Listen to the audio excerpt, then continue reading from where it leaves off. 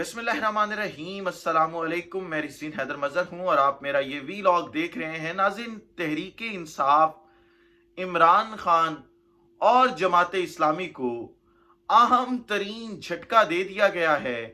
और जो कराची के मेयर के इलेक्शन थे उनमें जिस तरह से 1971 में सकूते ढाका के वक्त अवाम के मैंडेट पर डाका डाला था और उस वक्त भी पीपल्स पार्टी ने डाका डाला था, आज फिर कराची की आवाम के मैंडेट पर डाका डाल दिया गया है। और साथ ही साथ जमहूरियत का राग अलापने वाले, अपने आप को जमहूरियत पसंद कहने वालों ने अपने आप को जो है वो बेनकाब कर लिया है। और दूसरी तरफ इमरान खान को भी अहम तरीन पैगाम पहुंचा दिया गया है। लेकिन ये तमाम तफसीलात से पहले आपसे दरख्वास्त करूंगा कि चैनल को सब्सक्राइब करना मत भूलिएगा, बेल आइकन को भी दबा दीजिएगा ताकि मेरे आने वाली तमाम तर वीडियोस आप तक पहुंचती रहें और आपको और मेरा जो ये तस्वीर और आवाज़ की दुनिया का साथ है ये बरकरार रह सके। नाज़रीन, हमने देखा है जब से हम पैदा हुए हैं, यानी पिछले 27-28 साल से पीपल्स पार्टी हमेशा जमहूरियत का राग अलापती है। लेकिन खुदा की करनी कुछ ऐसी होती है कि जब जब ये जमहूरियत का राग अलापते हैं ये खुद ब खुद बेनकाब हो जाते हैं। आपके सामने आसिफ अली जरदारी का किरदार है कि किस तरह से रिजीम चेंज ऑपरेशन से लेकर इंतखाबात के अंदर जो है वो लोगों को खरीदने तक, कौमी असम्बली से लेकर सेनेट तक, और अब तो आप कह सकते हैं कि बल्दियाती इंतखाबात से लेकर सेनेट तक हर जगह पर खरीदो फरोख्त की एक मंडी जो है वो लगाई जाती है पीपल्स पार्टी की जानिब से। और उसी तरह से एक और मंडी लगाई गई, आप ये कह सकते हैं कि मंडी थी। दूसरी तरफ जमात इस्लामी जो है वो ये कहती है कि नहीं, मंडी नहीं थी बल्कि लोगों को अगवा किया गया था और लोगों को वोट डालने से रोका गया। कराची के बल्दियाती इंतखाबात में जमात इस्लामी वर्सेस आप पीपल्स पार्टी कह सकते हैं, बड़ा टफ मुकाबला था। और आपके सामने है कि किस तरह हाफिज नईम जो है वो अक्सरियत में थे, उनके पास ज्यादा वोट थे और कराची की आवाम अब की बार हाफिज नईम उर रहमान को ही जो है वो वोट देना चाहती थी ताकि वो मेयर कराची बने और फिर कराची के लिए कोई काम हो सके।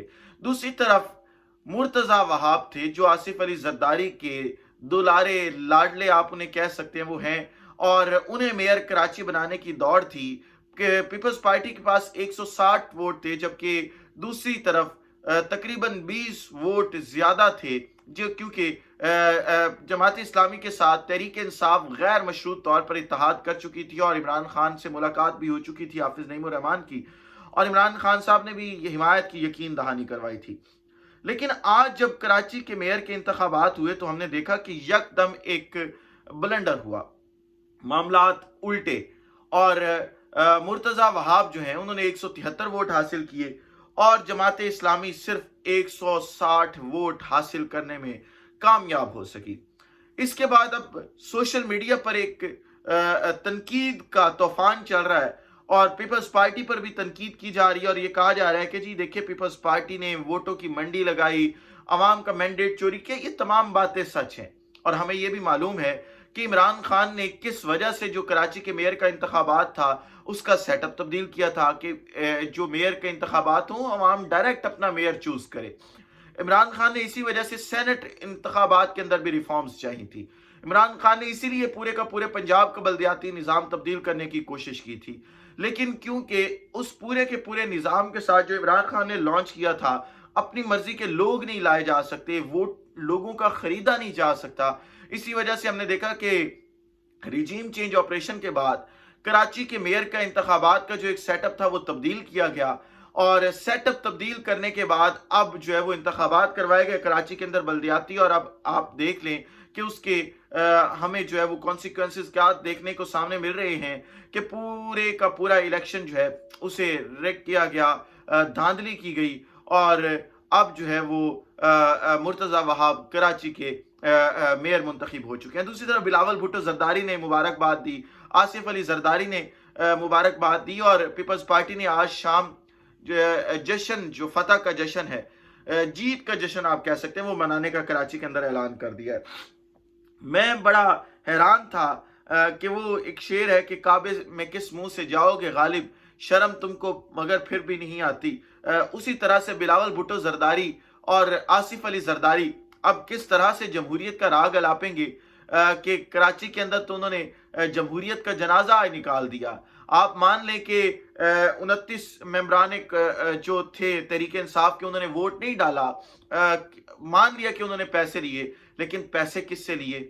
دوسری طرف اگر دیکھا جائے اگر انہیں آپ نے پیسے نہیں دیے تو وہ تو باہر کھڑے ہو کے کہہ رہے تھے کہ ہمیں اندر نہیں جانے دیا جا رہا, جس کے اوپر جماعت اسلامی نے جو ہے وہ الیکشن کمیشن آف پاکستان کو خط بھی لکھ دیا ہے کہ اس طرح سے انتخابات نہیں ہوتے, پہلے تمام کے تمام ممبران کی حاضری یقینی بنانی ہوتی ہے, اس کے بعد انتخاب ہوتا ہے. لیکن آپ نے جو ہے وہ نہ ممبران کی حاضری یقین دہانی کروائی, نہ ہی کچھ اور کیا, اور آپ نے انتخابات کروا دیے. آپ کے اس ایکٹ سے صاف معلوم ہو رہا ہے کہ آپ کا جھکاؤ ایک طرف تھا اور آپ انتخابات کے اندر دھاندلی کرنا چاہ رہے تھے. ہونا کیا ہے, اس درخواست کے اوپر کچھ بھی نہیں ہوگا. الیکشن کمیشن آف پاکستان بالکل بھی دوبارہ انتخابات جو ہے وہ نہیں کروائے گی, اور آپ دیکھیں گے کہ مرتضی وہاب جو ہے وہ آگے کیری آن کریں گے بطور میئر کراچی. لیکن عوام کا کیا؟ جس عوام نے جو کیونکہ یہاں پہ سب سے بڑی سٹیک ہولڈر تو کراچی کی عوام ہے, جس نے تقریباً 7.5 لاکھ ووٹ جماعت اسلامی کو دیے تھے, تحریک انصاف کو دیے تھے, اور تقریباً 3,20,25,000 ووٹ جو ہیں وہ پیپلز پارٹی کو دیے گئے تھے. تو اب جس طرح سے آپ کو یاد ہے پھر وہی بات کہ مجیب الرحمان جو تھے وہ ان کے پاس 160 سے زائد سیٹیں تھیں, اور دوسری طرف جو ہے وہ تقریباً 60 سے 65% تھیں سیٹیں جو تھیں وہ بلا اپنا اس وقت بھٹو صاحب کے پاس تھیں. اور ہم نے دیکھا تھا کہ شیخ مجیب الرحمان کو اقتدار نہیں دیا گیا تھا, بلکہ جو بھٹو صاحب تھے, ذوالفقار علی بھٹو, انہیں اقتدار میں لانے کی کوشش کی گئی تھی, جس کے بعد ہم نے سقوط ڈھاکہ دیکھا تھا. اس طرح کی مثالیں بے مثال, آپ کہہ سکتے ہیں کہ بے شمار مثالیں ہیں. لیکن بات یہ ہے کہ تب بھی عوام کا مینڈیٹ چوری ہوا تھا.